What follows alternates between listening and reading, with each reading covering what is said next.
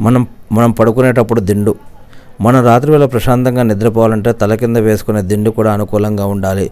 అది సరిగా లేకుంటే నిద్రకు భంగం కలగడంతో పాటు కొన్ని ఆరోగ్య సమస్యలు కూడా వస్తాయి.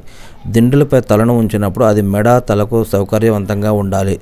దిండు బాగా లావుగా ఉన్నా, పలచగా ఉన్నా నిద్ర సరిగా పట్టదు. దీనివల్ల మెడ నొప్పి లేదా భుజం నొప్పి వస్తుంది. మీకు పక్కకు తిరిగి పడుకునే అలవాటు ఉంటే కొంచెం లావుగా ఉన్న దిండును ఎంచుకోవాలి. వెల్లికిలా పడుకుంటే దిండు కాస్త పలచగా ఉన్నా సరిపోతుంది. వీటిని మీ సౌకర్యానికి బట్టి ఎంచుకోవాలి. తల కింద వేసుకునే దిండుపై ఉన్న కవర్ను ఎప్పటికప్పుడు ఉతకాలి.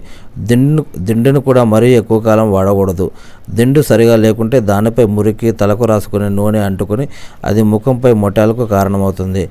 దిండు సరిగా లేకుంటే రాత్రిపూట ఎక్కువసార్లు మెలకువ వస్తుంది.